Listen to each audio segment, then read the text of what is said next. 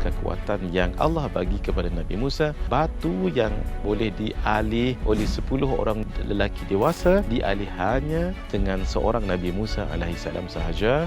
Kekuatan yang sangat luar biasa. Peristiwa itu berlaku ketika baginda melarikan diri. He killed someone. Kaum Fir'aun tewas di tangan baginda. Tanpa disengajakan, Nabi Musa memukul fatun tadi daripada kaum Fir'aun, meninggal fatun ini tadi. Baginda menyelamatkan diri kematian.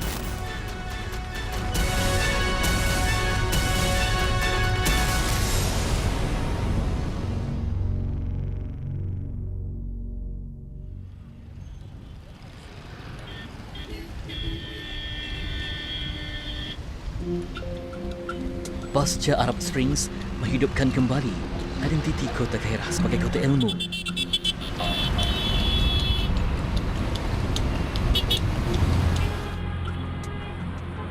Universiti Al-Azhar kembali membuka pintunya kepada pengunjung luar setelah melalui Saan Ketir sejak 2011 hingga 2013. Ketika itu, Mesir dilanda konflik politik kesan dari tempias Arab Springs.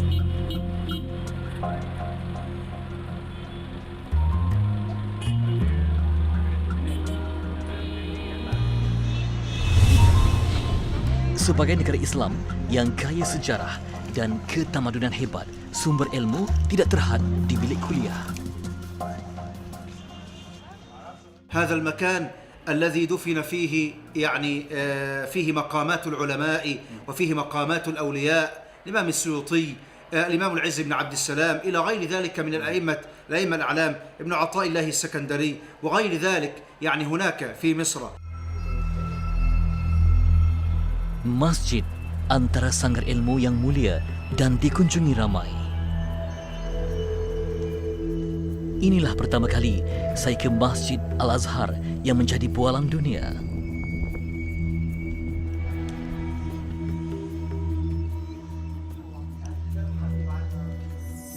Sebelum berkembangnya Kairah sebagai pusat pentadbiran Mesir, masjid ini wujud terlebih dahulu.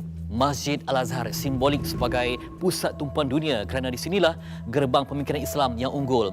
Bukan hanya berfungsi sebagai masjid untuk beribadah, malah juga sebagai madrasah yang melahirkan ramai pemikir Islam yang unggul. Di sini, gerbang yang menyebarkan syiar Islam ke seantero dunia.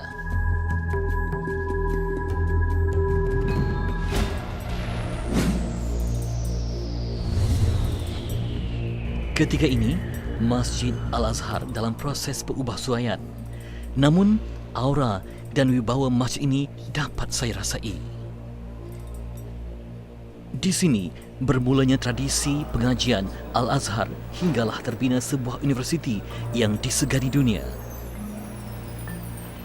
Masjid berusia lebih 1000 tahun ini siap sepenuhnya pada tahun 972 Masihi diasaskan oleh Jauhar, seorang panglima tentera kerajaan Fatimiyah. Bermula saat itu, kuliah pengajiannya diadakan secara terbuka dan percuma.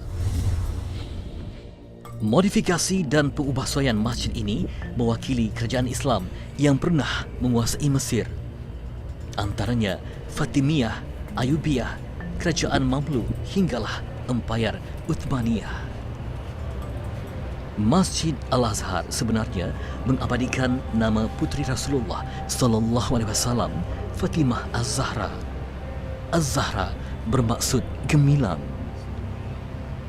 Kegemilangan Al-Azhar dan sejarah Nabi Musa alaihissalam mengangkat Mesir sebagai ibu tamadun dunia.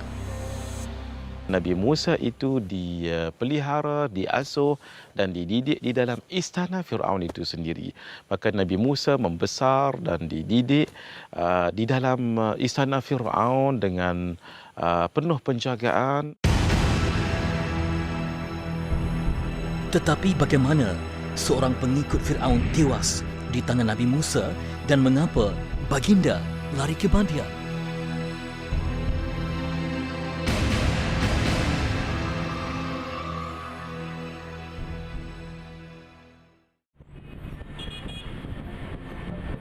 Kelahiran Nabi Musa alaihissalam begitu sinonim dengan Sungai Nil. Dikatakan dalam bahasa Mesir Purba, perkataan Mu bermaksud air dan Sa adalah anak lelaki. Oleh itu, Musa membawa maksud air dan anak lelaki. From the new kingdom, Moses came. Moses and many from Jewish lived in Egypt in the capital. Pusat pemerintahan Fir'aun dikatakan terbina di kawasan subur utara Mesir. Ia dikenali sebagai Pi-Ramses, diasaskan oleh Fir'aun Ramses dari dinasti ke-19. Terdapat banyak cabang sungai Nil di kawasan itu sebelum ia mengalir masuk ke Laut Mediterranean. Nabi Musa alaihissalam dipercayai hanyut dalam salah satu cabang sungai Nil di Pi-Ramses. Allah berfirman kepada ibu Nabi Musa untuk meletakkan di dalam peti Nabi Musa itu dan dihanyutkan ke air tanpa ragu-ragu. Allah Azza wa Jalla berjanji untuk mengembalikan bayi ini tadi kepada ibunya, anak kepada ibunya, Nabi Musa kepada ibunya sendiri, dan akan mengembalikan Nabi Musa nanti menjadi seorang Nabi dan Rasul.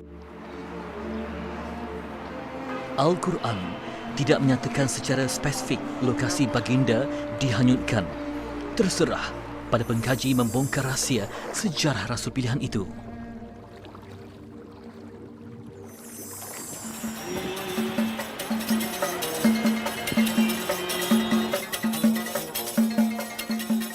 Di Bazar Khan Al-Khalili, saya mencari rentak menghibur hati.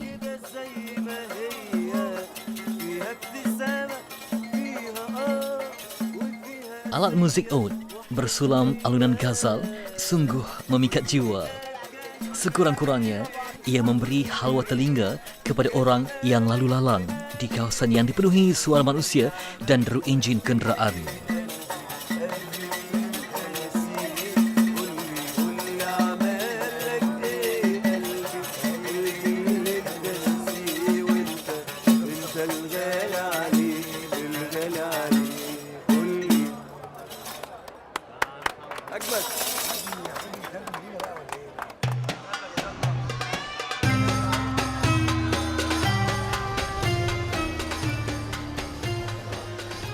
Di tempat yang menjadi lubuk membeli belah, suara peniaga semakin rancak seperti alat muzik yang saya dengar sebentar tadi.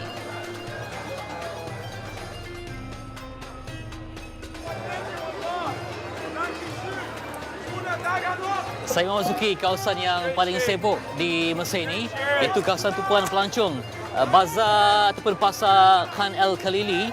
Di sini semua ada barangan hiasan cenderahati, pakaian, makanan, semuanya di sini. Kemerihan berterusan sepanjang hari.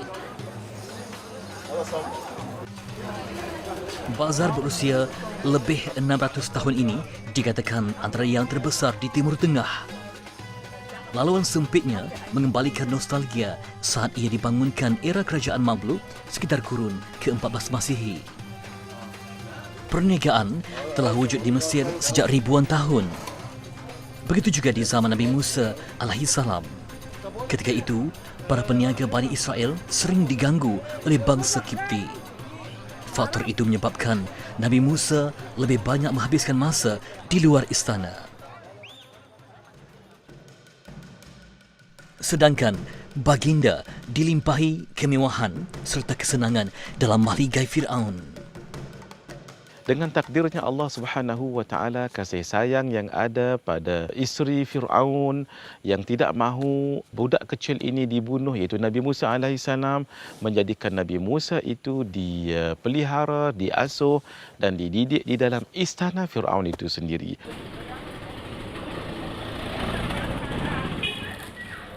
Berhampiran Bazar Khan Al-Khalili, sebuah kedai buku menjadi tumpuan pelajar Universiti Al-Azhar mendapatkan kitab rujukan sebagai pelengkap budaya ilmu di luar pagar universiti.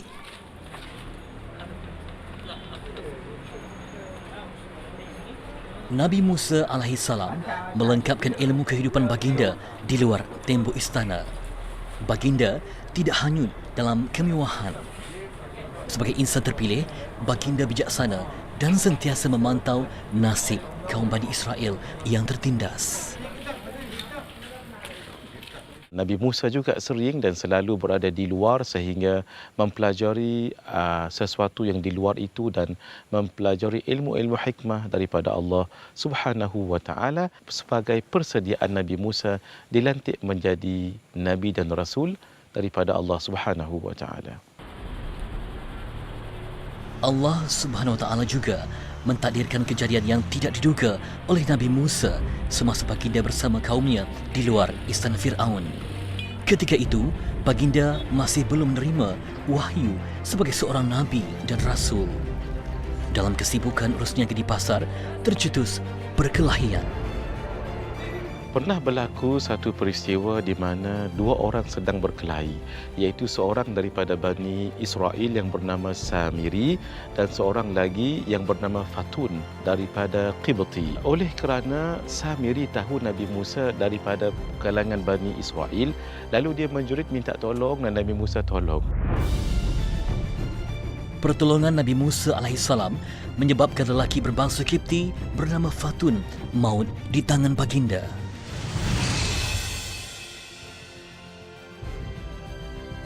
Dengan hanya satu tumbukan sahaja, susuk tubuh kaum Firaun itu rebah menemui ajalnya.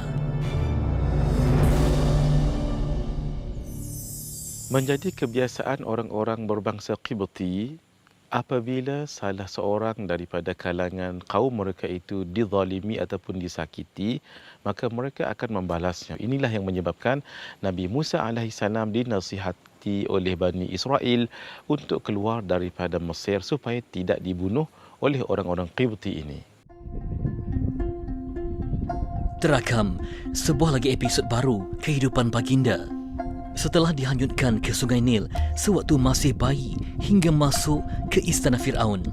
Di usia remaja pula, baginda terpaksa melarikan diri merentas padang pasir mengelak dari dibunuh Fir'aun. Baginda tidak pulang ke istana setelah dinasihatkan seorang lelaki agar melarikan diri. He killed someone and he came from the city. The city used in Quran. وجاء رجل من أقصى المدينة يسعى. From the city came man running and said to Moses, the city here, which city in Egypt? That means Moses and many from Jewish lived in Egypt in the capital. Ibu kota Fir'aun dikatakan terletak di Ramses. Ada pendapat mengatakan Nabi Musa lari dari kota itu ke Madian. Moses, after his escaping from Egypt to Madian, there he met Shu'aib. Peristiwa penting terjadi. Satu ketika Nabi Musa duduk keletihan menyandar di sebatang pokok dan melihat satu kumpulan pengembala kambing berebut-rebut membawa ternakan masing-masing di satu perigi tempat punca air. Dan seketika itu Nabi Musa melihat juga ada dua orang gadis.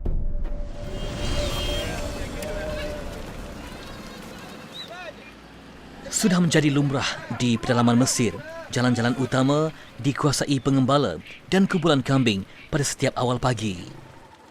Tugas mengembala kambing biasanya dilakukan kaum lelaki.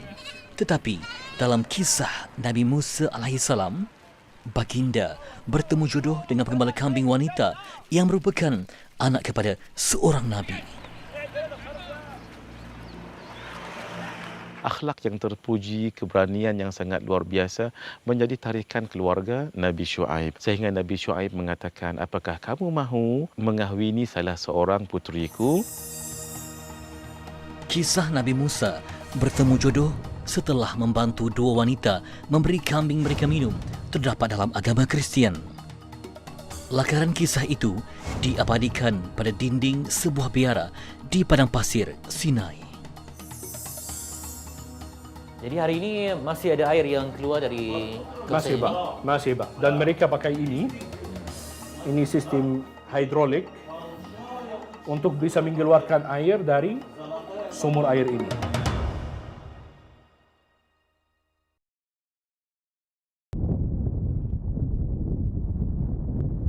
Sebuah lokasi bersejarah di padang pasir Sinai, kira-kira 6 jam perjalanan dari Bandar Kahirah, didakwa memiliki tinggalan Nabi Musa alaihissalam. Ketika Nabi Musa AS melarikan diri ke Madian, baginda dipercayai merentas padang pasir Sinai. Sejarawan tidak dapat menentukan lokasi sebenar Madian. Ada pendapat mengatakan di Jordan, sementara yang lain mengatakan di utara Arab Saudi. Dalam peristiwa Nabi Musa AS ketika sampai dan masuk di bumi Madian, orang Madian ada satu perigi yang mereka kalau boleh tak nak orang lain ambil air dalam perigi itu. Sebab itulah setelah mereka ambil air dalam perigi itu, 10 orang daripada kalangan orang Madian tadi akan alihkan batu itu untuk menutup perigi itu tadi. Kisah Nabi Musa bertemu jodoh setelah membantu anak-anak perempuan Nabi Syuaib memberi minum kambing mereka terkandung dalam agama Kristian. Biara St. Catherine terletak di kaki Jabal Musa atau Gunung Sinai, menjadi tumpuan penganut Kristian dari pelosok dunia.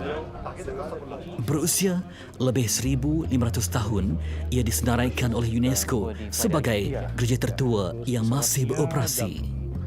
Ini semuanya hadiah-hadiah yang dikasih dari Maharaja Eropah ke Gereja St. Catherine dan masih disimpan di sini. Dengan bantuan penterjemah yang fasih berbahasa Indonesia, saya dibawa ke Perigi Lama, didakwa ada kaitan dengan Nabi Musa AS dan anak perempuan Nabi Syuaib.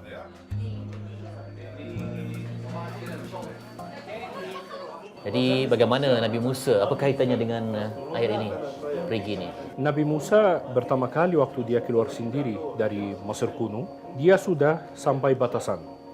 Di sini di Sinai kita batasan sama Yordania dan batasan juga sama Arab Saudi. Terus waktu Nabi Musa tiba sampai sini, dia lihat ada berapa suku Bedui.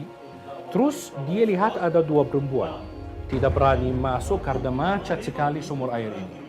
Gara-gara banyak laki-laki kasih minuman untuk kambingnya, langsung Nabi Musa dia masuk dan dia arahin sebelah kiri, yang maksudnya dia bus sedikit orang-orang yang sebelah kiri dan sebelah kanan, dan dia bisa tiba sampai sumur air dan suruh 2 perempuan memasukin kambing-kambing mereka untuk minum duluan dari sumur air. Di biara Kristian Ortodoks ini, penceritaan Nabi Musa AS bertemu jodoh baginda dilakarkan pada dinding. Tiada larangan untuk melakar wajah Nabi atau Rasul dalam agama mereka. Lakaran itu berada hampir dengan perigi, dikatakan lokasi Nabi Musa membantu anak perempuan Nabi Syuaib. Mereka sudah minum. Nabi Syuaib mengatakan, apakah kamu mahu mengahwini salah seorang puteriku, tapi dengan syarat naklah kamu dahulu bekerja mengembala kambing 8 tahun dan alangkah elok kamu tambah lagi 2 tahun sebagai mas kahwin pernikahan ini. Nabi Musa menerima syarat Nabi Syuaib. Pernikahan dilangsungkan dan baginda menghabiskan tempoh 10 tahun di Madian. Hidup Nabi Musa AS dirantai dengan kalung ujian yang bukan sedikit. Dihanyutkan sewaktu bayi, diburu ketika remaja dan berkahwin di perantauan. Namun di sebalik ujian itu terkandung hikmah dan pengajaran.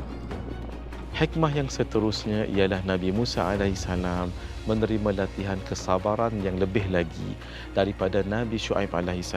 Ini sebagai satu persediaan nanti untuk berdakwah dengan Fir'aun dan kaumnya, maka kesabaran itu bertambah dan bertambah, memberikan persediaan yang secukupnya dalam kesabaran kepada Nabi Musa AS. Selepas 10 tahun, baginda kembali ke Mesir.